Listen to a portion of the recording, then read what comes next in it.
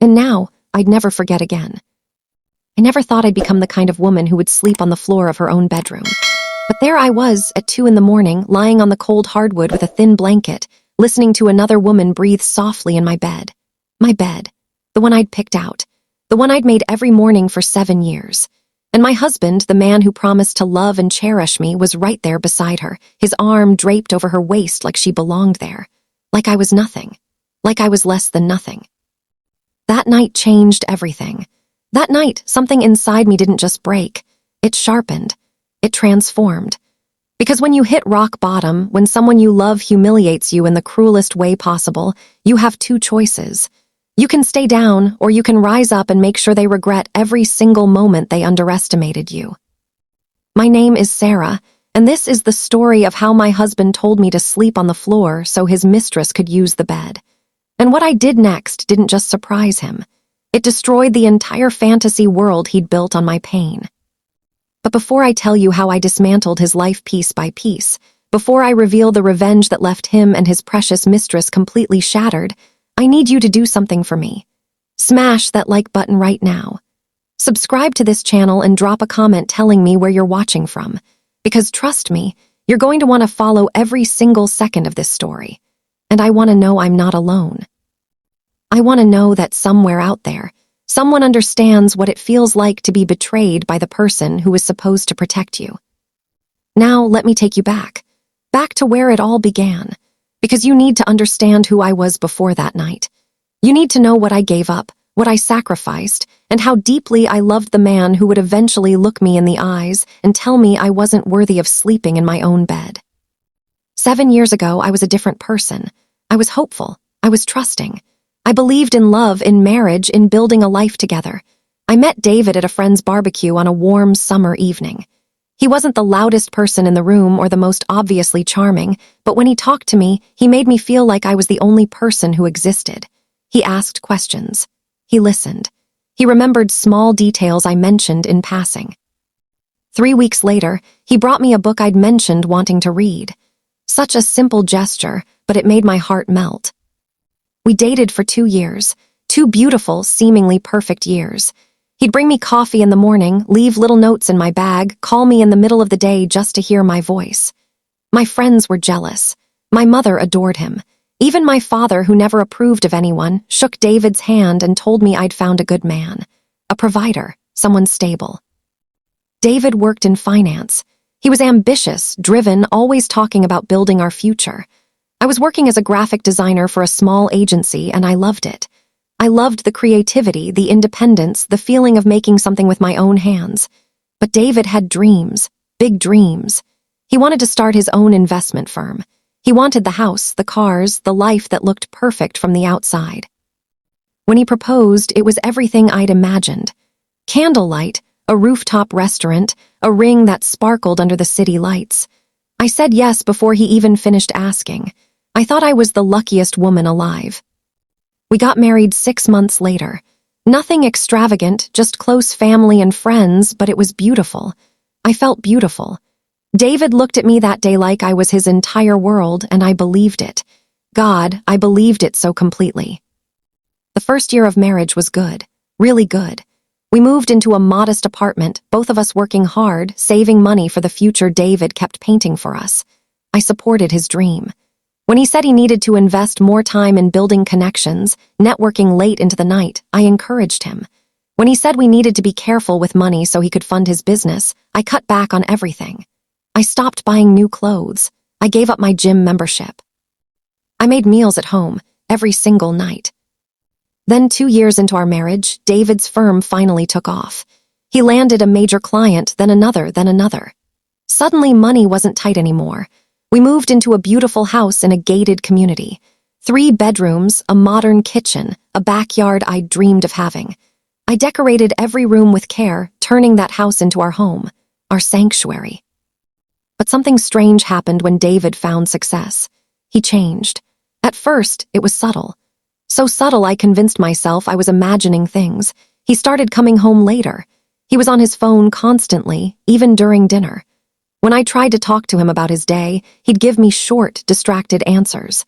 The man who used to ask me about every detail of my life suddenly seemed annoyed when I shared anything. I told myself it was stress. Building a business is hard. He was tired. He needed space, so I gave him space. I stopped asking so many questions. I made sure the house was perfect when he came home.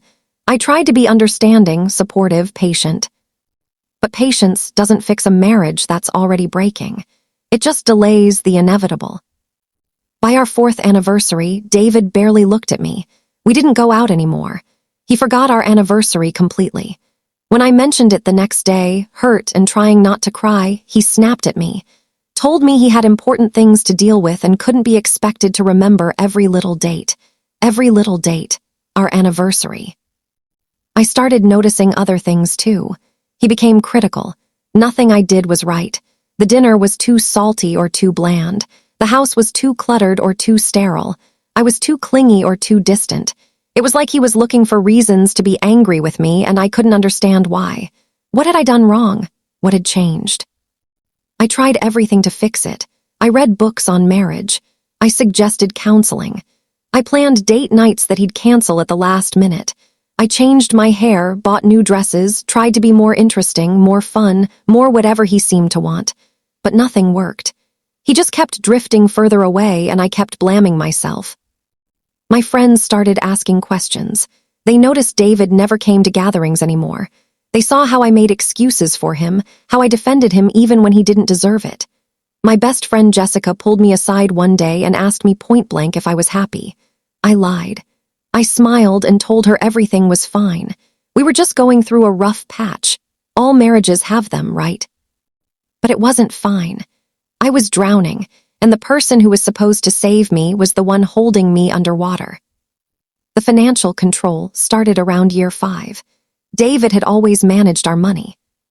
And I'd never questioned it. He made more than I did, and he was good with numbers. It made sense. But slowly he started making comments about my spending. A coffee here, a birthday gift for a friend there. Suddenly, every purchase I made was wasteful. He put me on an allowance like I was a child. When I protested, he told me coldly that it was his money funding our lifestyle, and if I didn't like it, I could go back to living in a tiny apartment on my little designer salary. That comment cut deep. He'd never spoken to me like that before, never diminished what I did or made me feel small. I stood there in our beautiful kitchen, stunned, and he just walked away like he hadn't just destroyed a piece of my self-worth. I should have left then, I know that now, but I was scared. Scared of being alone, scared of admitting failure, scared that maybe he was right, maybe I was the problem, so I stayed. I made myself smaller. I asked for less. I tried to be grateful for what I had. The emotional abuse was slow and insidious. He never yelled. He never called me names. He was much more calculated than that. He'd make little comments that seemed harmless on the surface but left me feeling worthless. He'd forget plans we made, then act like I never told him.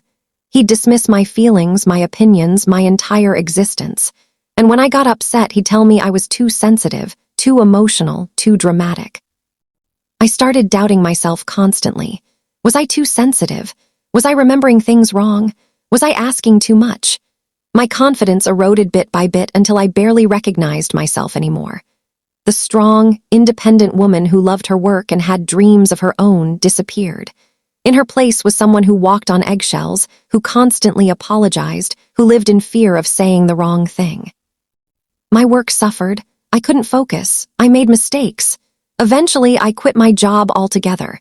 David suggested it, said it would be better if I focused on the home, on supporting him. He made it sound reasonable, even caring. But really, it was just another way to control me, another way to make me dependent on him. I threw myself into being the perfect housewife. If I couldn't have my career, at least I could have a perfect home, perfect meals, a perfect environment for my husband. Maybe then he'd love me again. Maybe then he'd look at me the way he used to.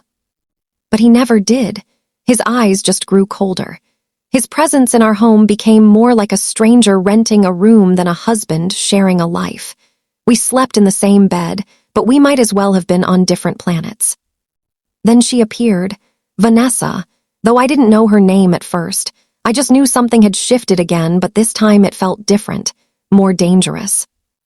It started 6 months before that horrible night.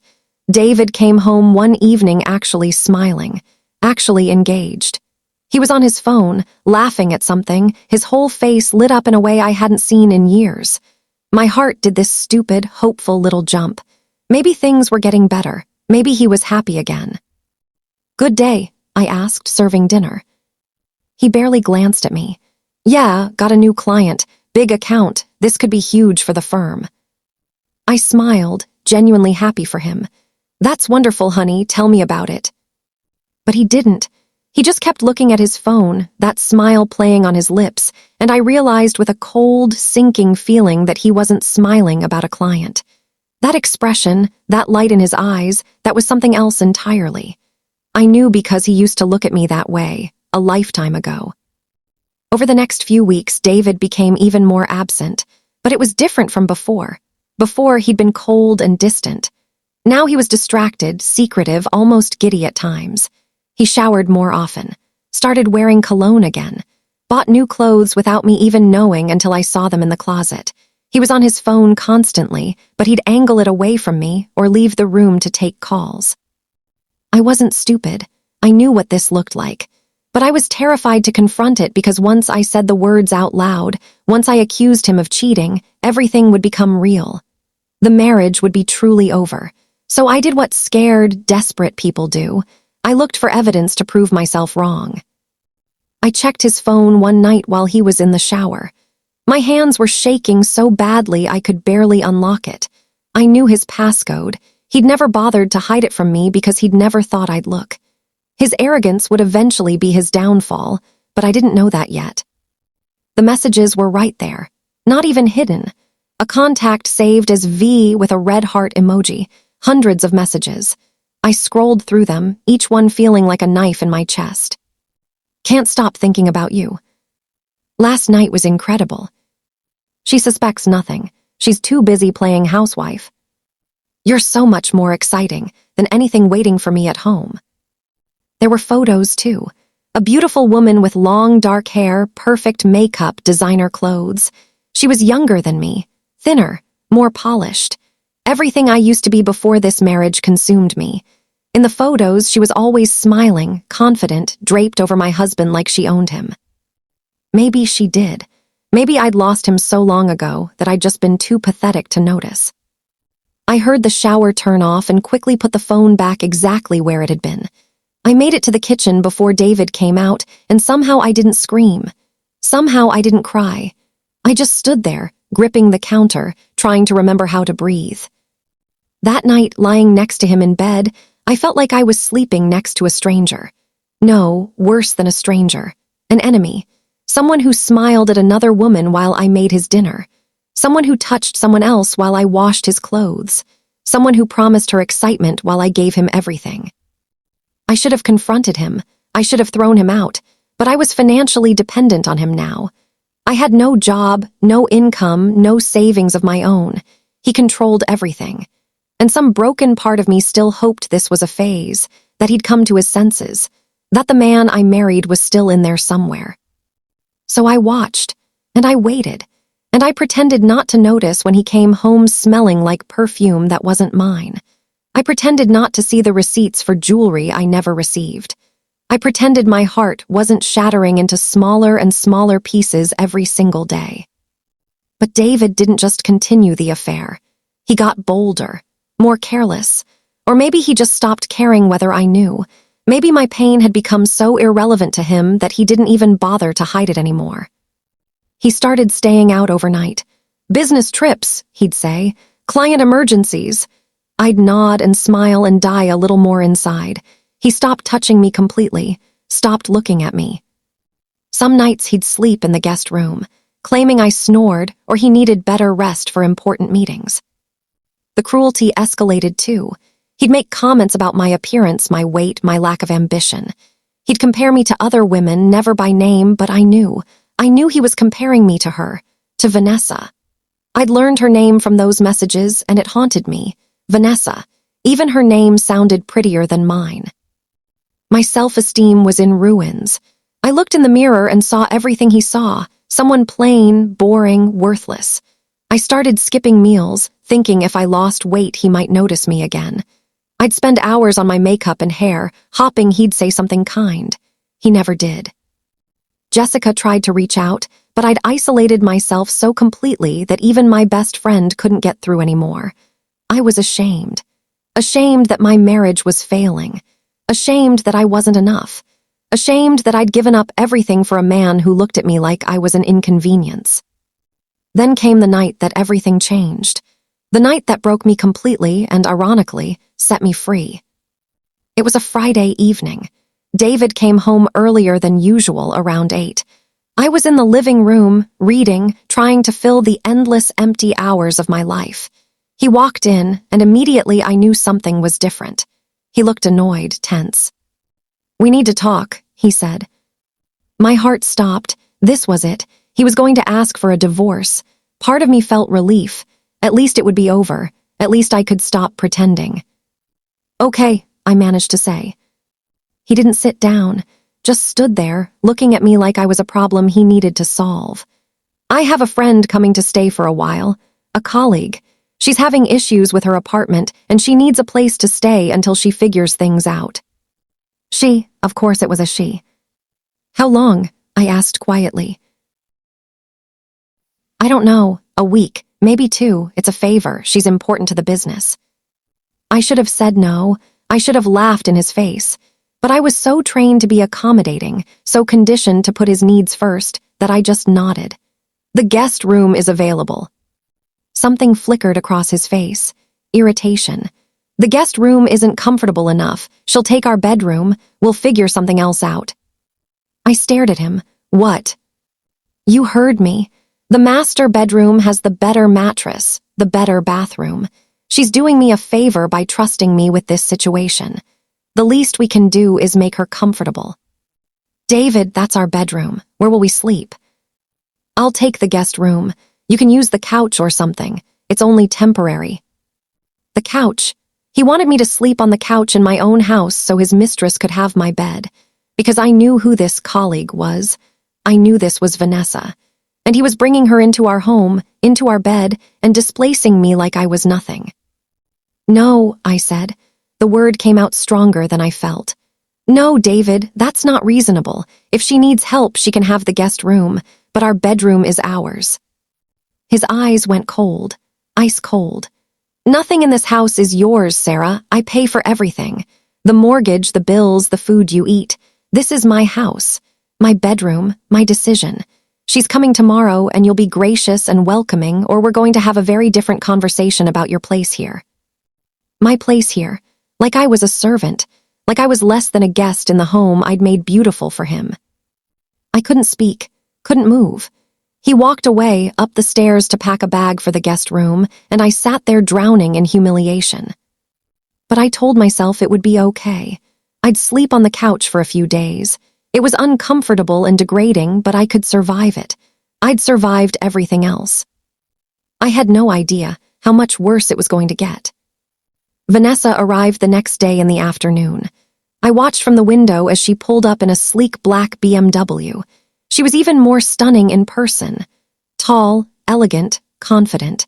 She walked into my home like she owned it, barely glancing at me as David took her bags. "Vanessa, this is my wife, Sarah," David said, almost as an afterthought. She looked me up and down with this tiny smirk. "Nice to meet you. Thank you so much for letting me stay. David's told me so much about you." I bet he had, all of it dismissive, I was sure. "Of course," I said, my voice hollow. "Make yourself at home." And she did. Oh, she absolutely did.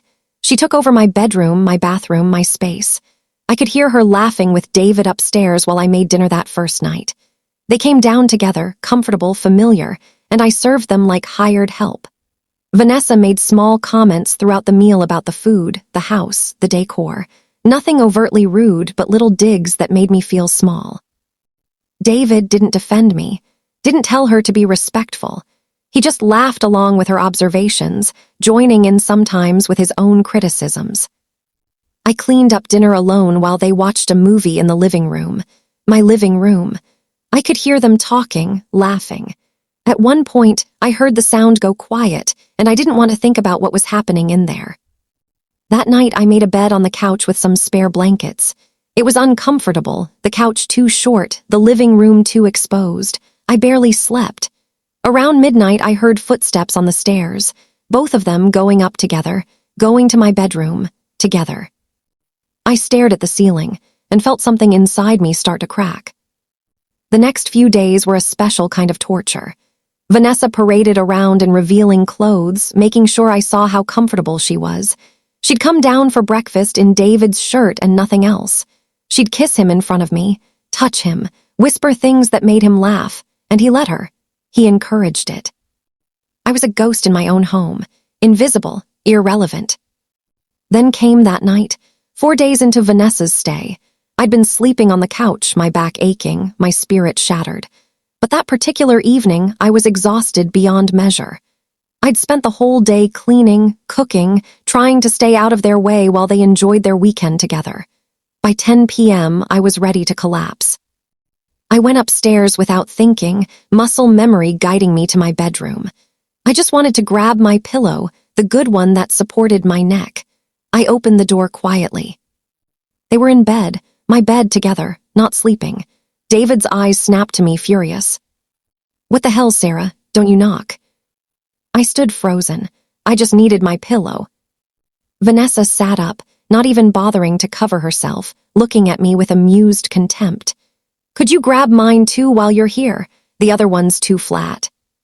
Something must have shown on my face because David got out of bed, not embarrassed, just angry. He walked over to me, standing too close. "You need to learn boundaries," he hissed. "This is our space right now. You don't just walk in." "Our space," he said, "our space, about him and her, in my bedroom." "Where's my pillow?" I whispered. He grabbed the pillow from my side of the bed, the one I'd used for years, and shoved it at me. "Here, now get out." I took it and left, closing the door behind me. I made it halfway down the stairs before I had to sit down, my legs shaking too badly to continue. I could hear them laughing about me, about the pathetic wife who'd just been kicked out of her own bedroom. I went back to the couch, clutching my pillow. But around 1 a.m, David came downstairs. I pretended to be asleep. "Sarah, I know you're awake." I opened my eyes. He stood over me, backlit by the kitchen light. "The couch isn't working. Vanessa can hear you moving around up here. It's disturbing her sleep. She has important things to do tomorrow." I stared at him. "What do you want me to do?" "Sleep in the bedroom, on the floor. There's space on my side. Bring your blanket and pillow, be quiet, don't disturb us." For a moment, I thought I'd misheard him. "You want me to sleep on the floor, in the same room while you and she?" "It's the only solution. Vanessa needs her rest. You're my wife, you should be understanding of our situation. Now come on, and be quiet about it." He didn't wait for an answer, just walked back upstairs, expecting me to follow. And God help me, I did. I gathered my blanket and pillow, and I climbed those stairs. I walked into my bedroom where my husband's mistress was sprawled in my bed, and I made a small space on the floor on the far side of the room.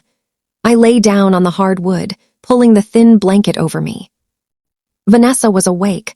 I could tell by her breathing. She was enjoying this, every second of my humiliation. "Good girl," I heard her whisper, so quiet David probably didn't hear. But I did. "Know your place." I lay there in the dark, on the floor in my own bedroom, listening to them breathe, listening to the occasional whisper and soft laugh. And something inside me didn't just break, it transformed. Because here's what David and Vanessa didn't understand. When you push someone to their absolute lowest, when you humiliate them so completely that they have nothing left to lose, you don't break them, you free them. I spent that entire night on the floor, but I wasn't crying. I wasn't falling apart. I was thinking, planning, remembering every legal document I'd ever signed, every asset we owned, every piece of information I had about David's business, every vulnerability he'd ever shown me when he still trusted me. I'd been the perfect wife, supportive, trusting, accommodating. I knew everything about him, his passwords, his accounts, his secrets, his weaknesses, and he'd been so confident in my submission that he'd never thought to protect himself from me. Big mistake. As the sun started to rise and light crept through the window, I made myself a promise. I would get up from this floor. I would smile. I would play the part of the broken, obedient wife just a little bit longer. And while I did, I would systematically dismantle everything David had built. I would take everything he valued. I would expose every lie. And when I was done, when he finally realized what was happening, it would be far too late. He wanted me on the floor? Fine. Let him think he'd won. Let them both think they destroyed me. The fall from that arrogance would be so much more satisfying. I got up quietly that morning, careful not to wake them. I folded my blanket, took my pillow, and went downstairs. I made coffee. I started breakfast. And when they came down an hour later, laughing and touchy with each other, I smiled at them. "Good morning," I said pleasantly. "I made pancakes." David looked surprised. Maybe he expected tears or anger or drama. Vanessa looked almost disappointed. "Great," David said slowly. "Thanks." "Of course," I replied, serving them. "Anything you need, just let me know." I saw them exchange a glance. Confusion, satisfaction. They thought I'd given up, accepted my fate, decided to embrace my role as the lesser woman. They had no idea the war had just begun. While they ate, I excused myself and went to the home office. David rarely used it anymore. He preferred working at his downtown office. But all his important documents were here. I'd organized them myself, filed everything perfectly. I knew exactly where everything was. I started with the safe. David thought I didn't know the combination, but I'd watched him open it a dozen times. People are so careless when they think you're not paying attention. Inside were passports, property deeds, insurance policies, and his backup hard drive, the one he used for important files. I took photos of everything with my phone, every document, every number, every detail. Then I carefully put everything back exactly as it was. Next, I logged into our bank accounts on the computer. David had never removed my access. He just assumed I'd never look. I took screenshots of everything, balances, transactions, transfers, and that's when I found something interesting. Large sums of money moving into an account I didn't recognize. Regular payments. $50,000, $70,000, $30,000, all to an offshore account, all over the past 18 months. David was hiding money, moving assets, and I was willing to bet it wasn't just tax avoidance. This looked like preparation. Like he'd been planning to leave me for a while, systematically hiding our marital assets so I'd get nothing in a divorce. I photographed everything. Then I did something bold. I opened my email and sent myself every financial document I could access. Bank statements, investment portfolios, business accounts, all of it sent to an email address David didn't know I had, an old account from my working days that I'd kept active. I heard footsteps on the stairs and quickly closed everything, clearing the browser history.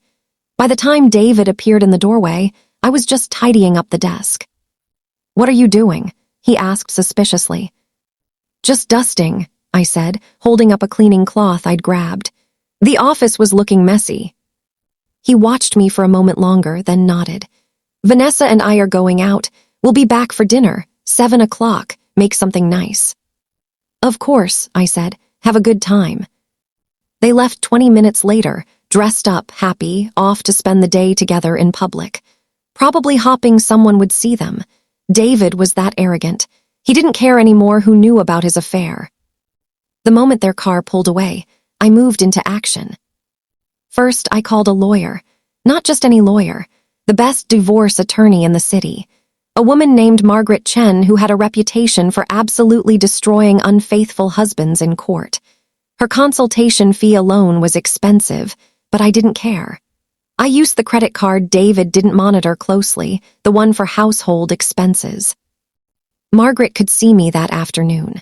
I grabbed all the photos I'd taken, loaded them onto a thumb drive, and drove to her office downtown. Margaret Chen was exactly as advertised. 50s, sharp eyes, designer suit, no-nonsense demeanor. She listened to my story without interruption, looked through my evidence, and then leaned back in her chair. Sarah, I'm going to be direct with you. Your husband is not only cheating on you, he's been systematically preparing to financially devastate you in a divorce. These offshore transfers, this hidden account, this is asset concealment. It's illegal in the context of marriage, and we can use it.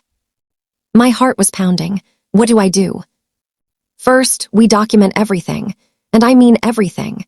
Every conversation, every expense, every moment of this affair. Second, we freeze the assets. I can file an emergency motion to prevent him from moving or hiding any more money. Third, we make sure you have financial security. Do you have any money of your own? Anything he doesn't control? I shook my head, embarrassed.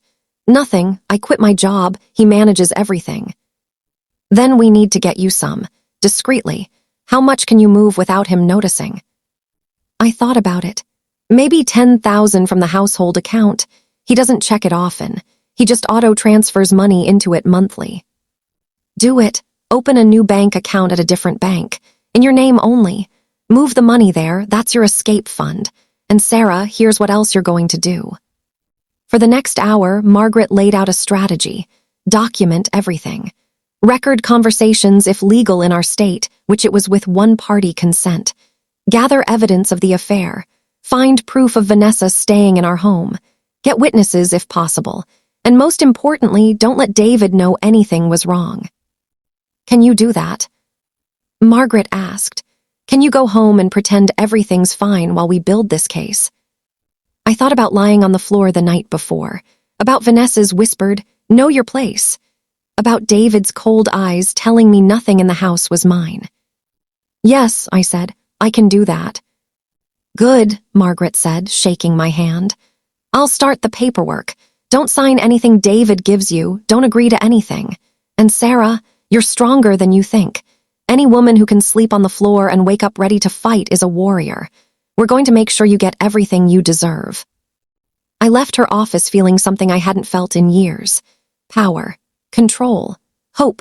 I stopped at a bank I'd never used before and opened a new account. Just in my name.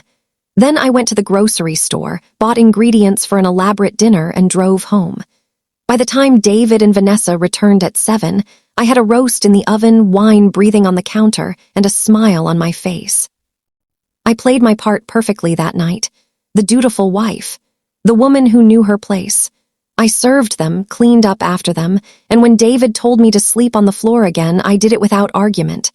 But this time, I had my phone tucked under my pillow, recording everything. Every whisper, every cruel laugh, every piece of evidence I'd need. This went on for 3 more days. 3 days of humiliation that I endured with quiet grace, all while building my case. I photographed Vanessa's car in our driveway. I saved receipts from meals I cooked for them. I recorded David telling me to stay in my place. I documented everything. But I knew I couldn't do this alone. I needed allies, people I could trust, people who would have my back when everything exploded. The first person I called was Jessica, my best friend who I'd been avoiding for months, too ashamed to admit how bad things had gotten. I asked her to meet me for coffee, and when she saw me walk into the cafe, her face fell. "Oh, Sarah," she whispered, hugging me tight. "What has he done to you?" I'd lost weight. I had dark circles under my eyes. I looked like a shadow of my former self, and we both knew it. We sat down, and I told her everything. The affair, the mistress living in our house, the floor, all of it. Jessica's hands were shaking by the time I finished. "Why didn't you tell me? Why didn't you ask for help?" "Because I was ashamed," I admitted. "Because I thought I could fix it. Because I didn't want to admit I'd made such a terrible mistake marrying him." "This isn't your mistake. This is him being a monster." Jessica grabbed my hands. "What do you need? What can I do?" "I need you to be my witness. I need you to document what I look like right now. I need you to know everything in case something happens. And I need you to remind me that I'm doing the right thing when I start to doubt myself." "You're damn right you're doing the right thing. We're going to destroy him." Jessica became my rock over the next week. She checked in on me daily. She helped me organize my evidence. And she did something else, something I didn't expect. She reached out to other people in David's life who might want to help me. That's how I learned about Marcus. Marcus had been David's business partner in the early days of the firm. They'd had a falling out 2 years ago, and David had bought him out for what Marcus claimed was far less than his share was worth. Jessica knew Marcus's wife through a charity organization, and when she mentioned what David was doing to me, Marcus reached out. We met at a quiet restaurant outside of town, somewhere David would never go. Marcus was in his 40s, successful, clearly still angry about how things had ended with David. "Your husband is a snake," Marcus said bluntly. "I'm sorry you're going through this, but I can't say I'm surprised. David only cares about David. He used me to build that firm, then pushed me out the moment I became inconvenient." "What happened?" I asked. "I found out he was cooking the books. Not in a huge way, but enough. Skimming off client accounts, hiding profits to avoid taxes, setting up offshore accounts to shelter money. I told him we needed to come clean, fix it, do things legally. He refused, said I was being naive. We fought about it for months, and eventually he made me an offer to buy me out. I took it because I didn't want to go down with him when it all caught up to him." My pulse quickened. "Do you have proof, documentation?" "Some, not enough to bring to the authorities on my own without implicating myself. But if it became part of a divorce proceeding, if a lawyer subpoenaed the right records," he smiled grimly, "I'd be happy to cooperate. I'd be happy to testify about David's business practices, about his character, about everything I know." I called Margaret that night and told her about Marcus. She was thrilled. "This is perfect," she said. "Financial fraud, hidden assets, witness testimony about his character. Sarah, we're not just going to win this divorce. We're going to bury him." But I still needed more. I needed to understand Vanessa. Who she was, what she wanted, whether she was just a mistress or something more calculating. I started digging into her background. It wasn't hard. She was all over social media, posting constantly. Vanessa Hartley, 28 years old, worked in marketing, though her LinkedIn was vague about details. Her Instagram showed a life of luxury, expensive restaurants, designer clothes, exotic vacations. But as I scrolled back through her timeline, I noticed something interesting. All of this luxury had started about 8 months ago. Before that, her posts were normal. Regular clothes, regular life. Then suddenly, everything changed, right around the time she met David. I kept digging. I found her previous social media posts about struggling to pay rent, about working multiple jobs, about wanting more from life. And I realized Vanessa wasn't in love with David. She was in love with his money. She'd targeted him deliberately, seen a successful man in a weak marriage, and made her move. This gave me an idea. I created a fake social media profile, a young, attractive man, wealthy-looking. I followed Vanessa, liked a few of her photos, and then sent her a direct message complimenting her style. She responded within an hour. Over the next week, I flirted with her using this fake profile. It was surprisingly easy. She was clearly bored during the day while David worked. She loved the attention. She sent photos, made suggestive comments, hinted that she wasn't as committed to her current relationship as she pretended to be. I saved everything. Every message, every photo, every hint that she was already looking for her next wealthy target. Meanwhile, at home, David was getting more careless and more arrogant. Vanessa had now been staying with us for 2 weeks, and there was no mention of her leaving. She'd fully moved into my bedroom, my closet, my space. Her clothes hung where mine used to be. Her makeup covered my bathroom counter. She'd erased me from my own life. And David loved it. He loved having both of us there, loved the power dynamic, loved humiliating me.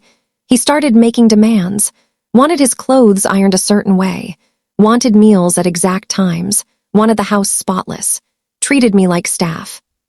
But he made mistakes, big ones. One night, I overheard him on the phone in his office. The door wasn't fully closed, and I stood in the hallway, my phone recording, as he talked to someone about his financial strategy.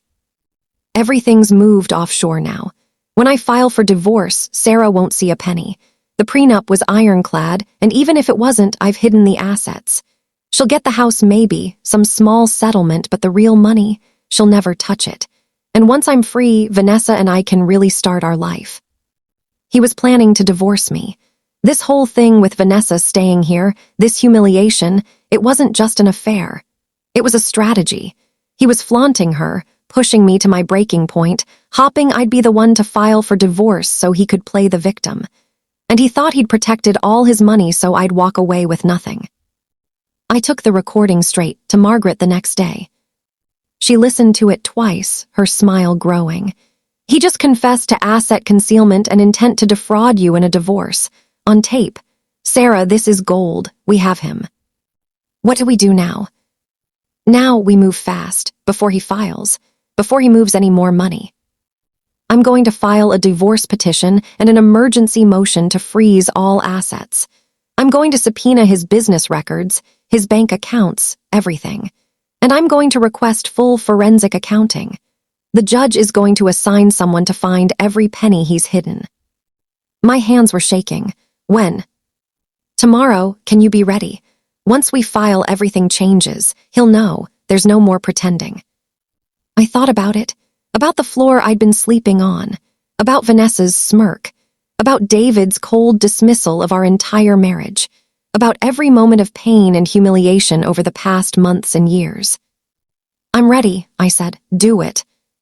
That night was the last night I slept on the floor. But I didn't sleep. I lay there in the dark, listening to them breathe, and I counted down the hours until my lawyer's office opened. Until the papers would be filed.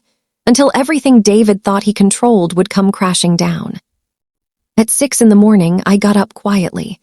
I packed a bag with my essential documents, some clothes, my laptop, and the thumb drives containing all my evidence. I wrote a note and left it on the kitchen counter. David, I've gone to stay with Jessica for a few days. I think we all need some space. I'll be in touch. Sarah. Then I walked out of that house. I didn't look back. I drove straight to Jessica's apartment. She was waiting for me, coffee made, spare room ready. I called Margaret from there. I'm out, I told her. File everything. Already done, Margaret said. The papers were filed at 8 a.m. when the courthouse opened. The sheriff will serve David at his office this afternoon. And Sarah, I also filed a restraining order preventing him from disposing of any assets.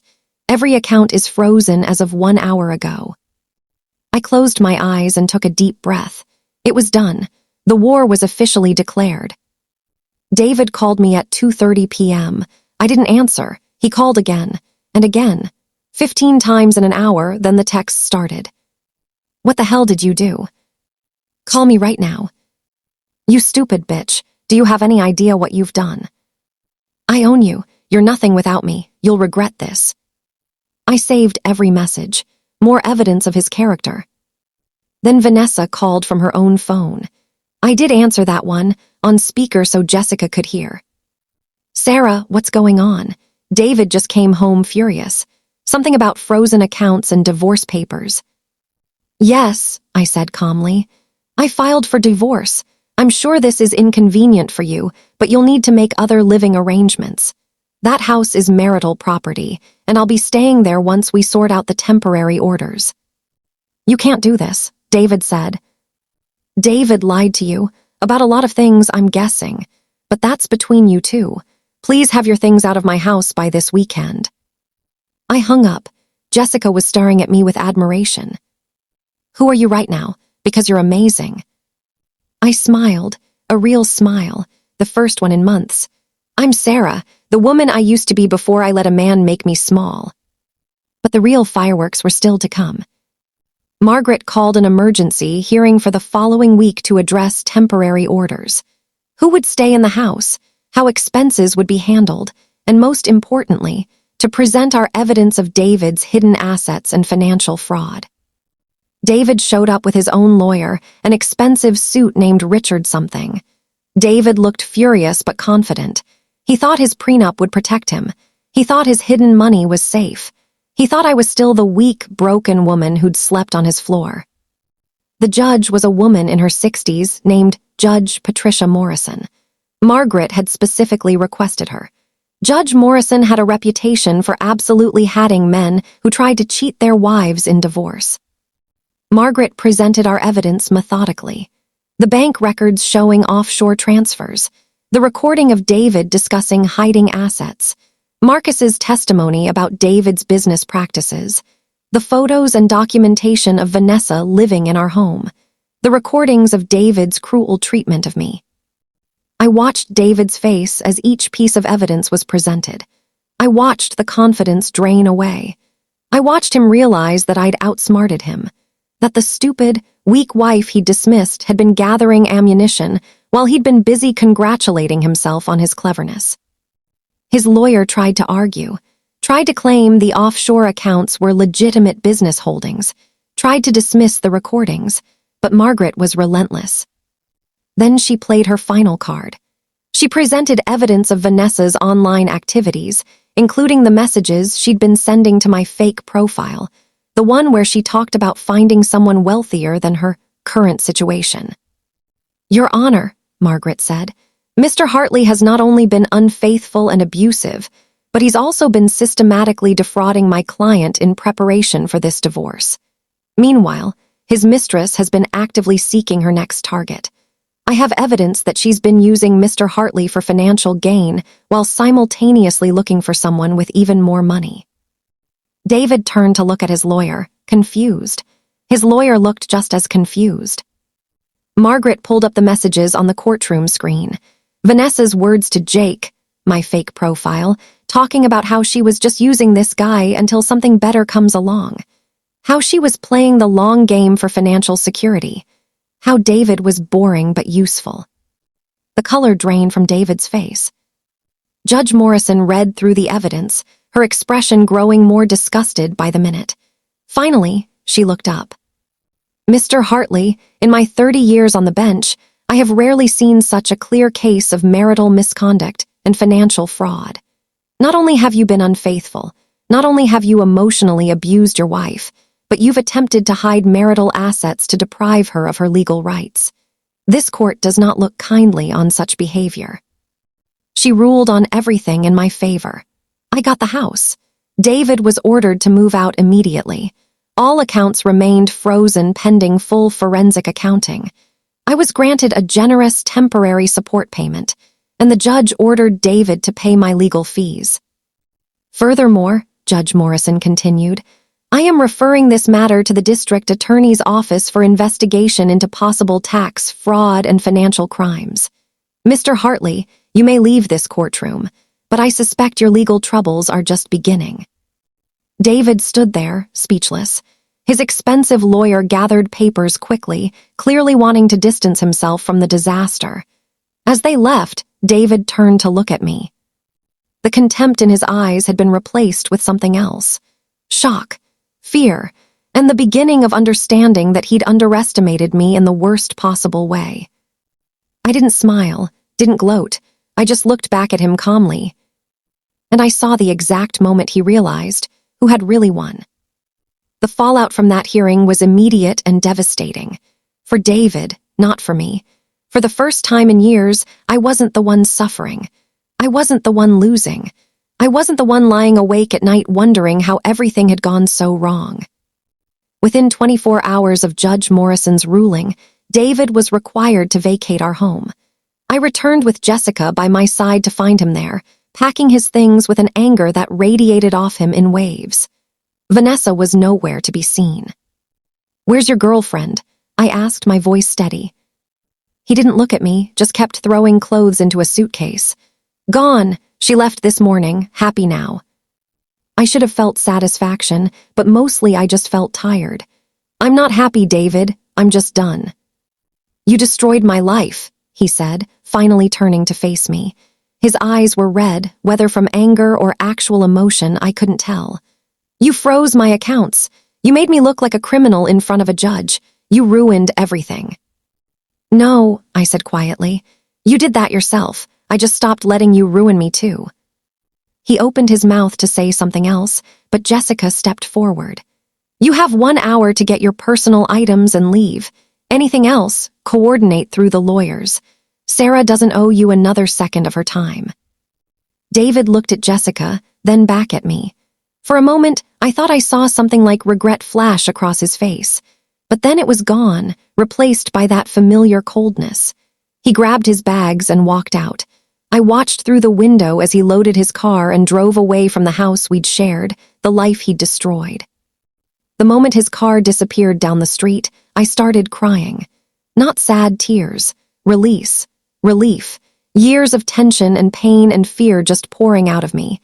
Jessica held me while I sobbed, and when I finally stopped, I felt lighter than I had in forever. "It's over," I whispered. "It's really over." "The worst part is," Jessica said, "now you get to rebuild. And Sarah, you're going to build something so much better than what you had." She was right, but first, I had to watch the rest of David's world crumble.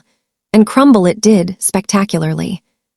The forensic accountant Judge Morrison assigned was a man named Robert Chen, no relation to my lawyer Margaret, but equally thorough and ruthless. Over the next month, Robert tore through David's financial records like a hurricane. Every account, every transaction, every offshore transfer. Nothing escaped his analysis. What he found was worse than any of us had imagined. David hadn't just hidden assets from me. He'd been defrauding his clients, taking money from investment accounts, moving it through shell corporations, skimming profits and pocketing them. The offshore accounts contained millions of dollars, most of it stolen. Margaret called me with updates regularly. "Sarah, this is beyond divorce proceedings now. The district attorney is building a criminal case. David could be facing serious prison time." Part of me felt guilty. I'd loved this man once. I'd built a life with him. But then I remembered the floor. I remembered Vanessa's smirk. I remembered every cruel word, every dismissal, every moment he'd made me feel worthless. And the guilt faded. "What happens now?" I asked. "Now we wait for the criminal investigation to play out. But for our purposes, we're in an excellent position. The forensic accounting shows approximately $4.7 million in marital assets that David tried to hide. You're entitled to half of that, plus the house, plus compensation for emotional distress and his misconduct." $4.7 million. I'd been sleeping on the floor while my husband sat on a fortune he'd been planning to keep all to himself. "And Margaret," I said, "what about Vanessa?" Margaret laughed, actually laughed. "Oh, you're going to love this. Remember how we showed those messages she sent to your fake profile? Turns out David saw those too after the hearing. He confronted her. She admitted she'd been looking for someone wealthier, that he was just a stepping stone. They had a massive fight at the hotel he's staying in. Security had to be called. She moved out that same day, and from what I hear, she's already set her sights on some tech executive she met at a bar." I should have felt vindicated. Instead, I just felt sad. Sad that people like Vanessa existed. Sad that David had thrown away everything for someone who'd never actually cared about him. Sad that we'd all wasted so much time on something so ugly. But the sadness didn't last long because the consequences kept coming, and they were severe. David's business partners, the ones who'd trusted him with their clients' money, discovered what he'd been doing. They immediately removed him from the firm, the company he'd built. They filed a lawsuit against him for fraud and embezzlement. His name, which he'd been so proud of, which he'd valued above our marriage, was destroyed in the industry. No one would work with him. No one would hire him. Then the IRS got involved. Turns out those offshore accounts weren't just hidden from me, they were hidden from the government. Tax evasion charges were added to the growing list of David's legal problems. His lawyer, the expensive one in the nice suit, dropped him as a client. Too much liability, too much exposure. David had to hire a public defender for his criminal case. I watched all of this unfold from the safety of my reclaimed home. The home I was deep cleaning, redecorating, making mine again. I'd burned the mattress from the master bedroom. Actually had it hauled away and bought a new one. I repainted the bedroom in colors I loved. I hung art that made me happy. I slowly erased every trace of David and Vanessa from my space. Jessica helped me shop for new clothes. I'd lost weight from the stress, but now I started eating properly again, working out, taking care of myself. I got my hair done professionally for the first time in years. I looked in the mirror and started recognizing myself again. Marcus, David's former business partner, reached out to check on me. We met for coffee, and he brought news. The clients David defrauded are filing a class action lawsuit, Marcus told me. They'll go after everything he has. Between that, your divorce settlement, the IRS, and his legal fees, David's going to end up with nothing. Less than nothing. He'll be in debt for the rest of his life. Do you feel bad for him? I asked. Marcus thought about it. No, I feel bad for the people he hurt. For you, for his clients, for everyone who trusted him. But David, he made his choices. Now he gets to live with them. 6 weeks after I'd filed for divorce, David was arrested. Fraud, embezzlement, tax evasion. The bail was set high, and with his accounts frozen, he couldn't pay it. He spent 3 days in jail before his parents mortgaged their house to bail him out. I found out about it from the news. His arrest was public, his mugshot online. The man who'd been so proud, so arrogant, looked broken and scared in that photo. My mother called me that evening. Sarah, I saw the news. Are you all right? I'm okay, Mom, I said, and I meant it. I'm actually okay. I never liked him, she admitted. I know I told you he was a good man, a provider, but I never liked him. Something was always off. I'm sorry I didn't say something sooner. It wouldn't have mattered, I told her honestly. I wasn't ready to hear it. I had to figure it out myself. The divorce proceedings moved quickly after that. With David facing criminal charges, his lawyer advised him to settle. He couldn't afford to fight me in civil court while defending himself in criminal court. And with all his hidden assets exposed, there was no point in fighting anyway. Margaret negotiated a settlement that gave me everything. The house, free and clear. $2.3 million, half of the marital assets, paid out from the offshore accounts before they were seized for restitution to David's victims. Full payment of all my legal fees. And a statement, signed by David, admitting to adultery and financial fraud during our marriage. This is as good as it gets, Margaret told me. You're walking away financially secure, legally vindicated, and free. He's walking away with nothing but criminal charges and ruination. I signed the papers in Margaret's office on a Tuesday morning. Just like that, 7 years of marriage were officially over. Margaret shook my hand. You did good, Sarah. You stood up for yourself. You fought back. I'm proud of you. Thank you, I said. For everything, for believing me, for fighting for me. That's what I do, she smiled. But you did the hard part. You're the one who had to live through it and stay strong enough to fight. That takes real courage. I walked out of that office a divorced woman with a bank account I controlled, a house that was mine alone, and a future that was entirely my own to build. The criminal trial took another 4 months. I didn't attend. I didn't need to. My part in this story was over. But I heard about it from the news and from Marcus, who did attend. David was found guilty on multiple counts of fraud and tax evasion. The judge sentenced him to 6 years in federal prison. With his cooperation in helping recover funds for his victims, it might be reduced to 4. But either way, he was going away. His parents were in the courtroom, crying. Part of me felt sorry for them. They'd raised a son who'd become this person, and now they were watching him be led away in handcuffs. But mostly I just felt numb about it all. Vanessa, from what I heard through the social media grapevine, had moved on completely. She was dating that tech executive, posting photos of expensive vacations and designer bags. She'd never faced any consequences for her part in destroying my marriage. That bothered me for a while, but then I realized something. Her life was empty. She was always looking for the next wealthy man, the next upgrade, never satisfied. That was its own kind of prison. Meanwhile, I was free. Actually, genuinely free. The first thing I did with my settlement money was invest it wisely. I hired a financial advisor, a woman recommended by Margaret, and we set up a diversified portfolio that would generate income and grow over time. I never wanted to be financially dependent on anyone ever again. The second thing I did was donate $100,000 to a women's shelter that helped domestic abuse victims.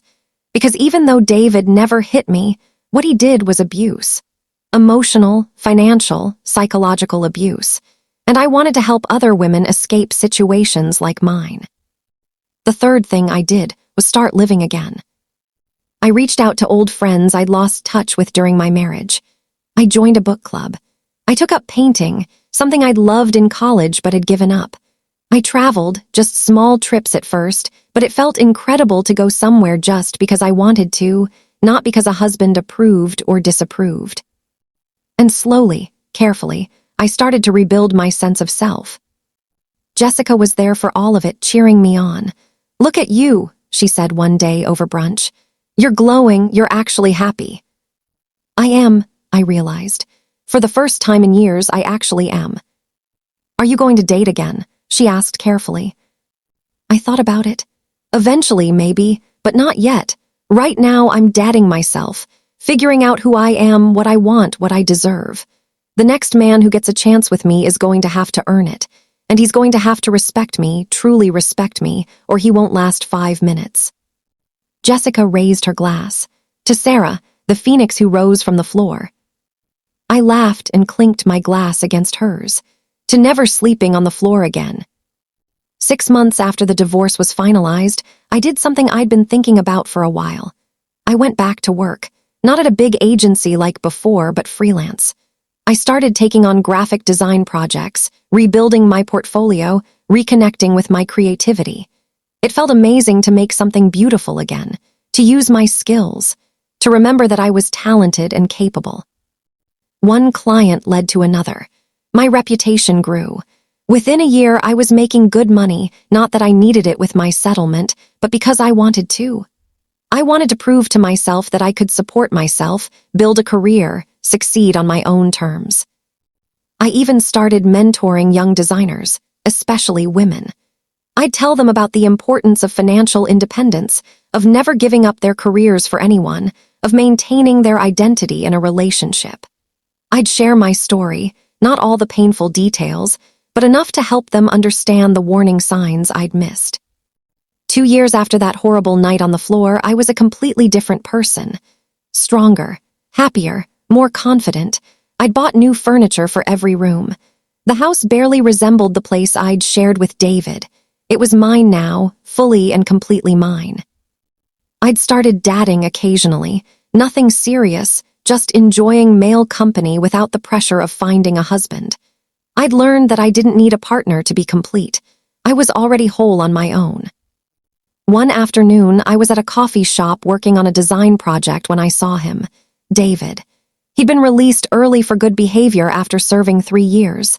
He looked different. Older, tired, defeated. He was wearing cheap clothes and looked like he'd aged a decade. He saw me too. For a moment, we just looked at each other across the cafe. Then he started walking toward me and my heart started racing, but not with fear, with something else. Pity, maybe. "Sarah," he said quietly, "can we talk?" I closed my laptop. 5 minutes. He sat down, fidgeting with his hands. "I just wanted to say I'm sorry, for everything, for how I treated you, for what I did. You didn't deserve any of it." I studied his face. He looked sincere, but I'd learned not to trust appearances. "Okay."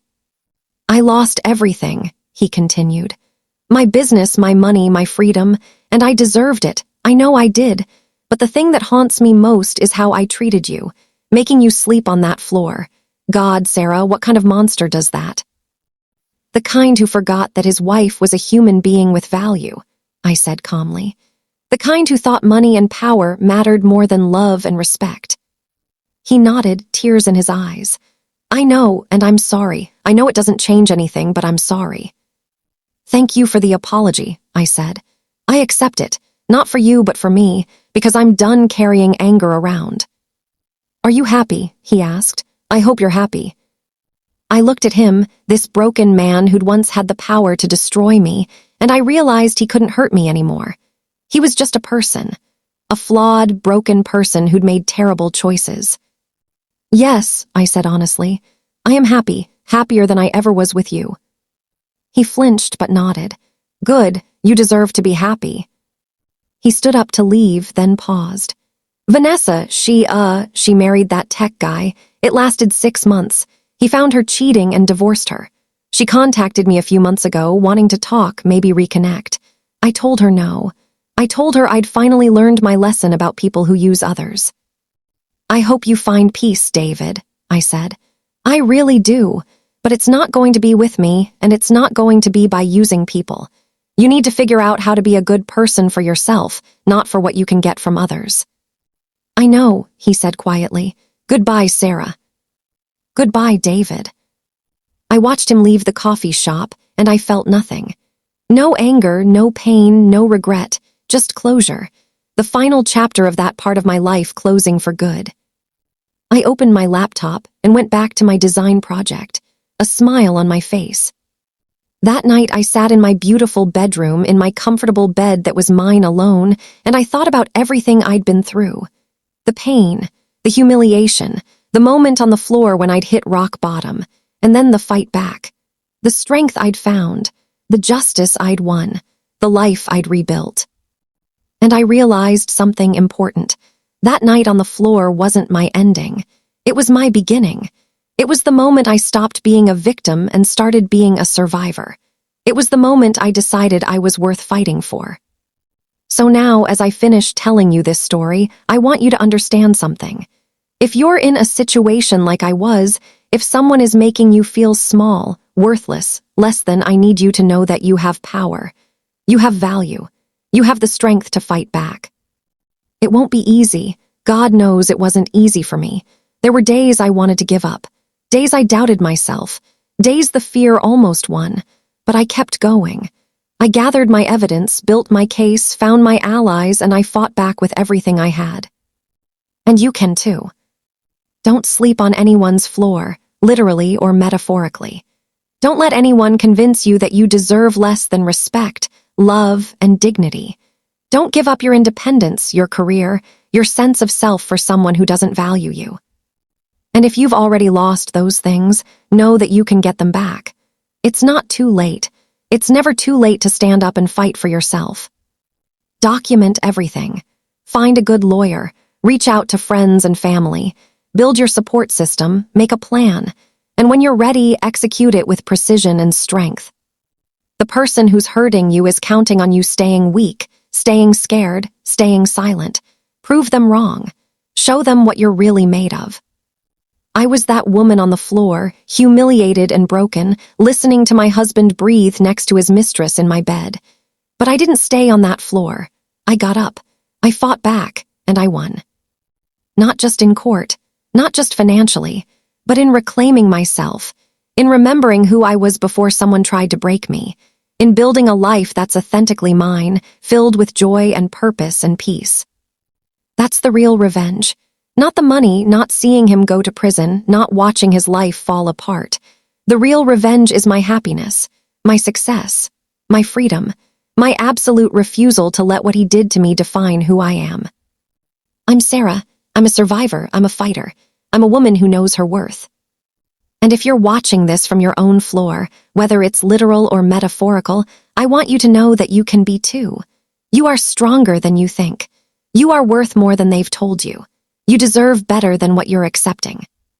Stand up, fight back, reclaim your life. Because the best revenge isn't destroying them. It's building a life so beautiful, so fulfilling, so authentically yours that they become completely irrelevant to your happiness. That floor was the lowest point of my life, but it was also the launching pad for the best decision I ever made, the decision to save myself. 3 years later, I'm thriving. I'm successful. I'm surrounded by people who love and respect me. I wake up every morning in my comfortable bed, in my beautiful home, and I'm grateful. Not for what happened, but for who I became because of it. So thank you for listening to my story. Thank you for being here with me through every painful moment and every victory. I hope it helps someone out there who needs to hear it. I hope it gives someone the courage to take that first step toward freedom. And I hope you remember this. You are not defined by who hurt you. You are defined by how you rise after they try to break you. Now, if you made it this far, I need you to do something for me. Leave a comment and tell me your thoughts. Tell me if this story resonated with you. Tell me if you've been through something similar. Let's build a community of survivors, of fighters, of people who refuse to stay down. Hit that subscribe button because I'll be sharing more stories, more journeys of people who fought back and won. and share this video with someone who might need to hear it. You never know whose life you might change by simply letting them know they're not alone. Thank you for being here. Thank you for listening. And remember, you are worthy of love, respect, and a life that makes you happy. Never forget that. Never settle for less. This is Sarah, signing off. Stay strong out there.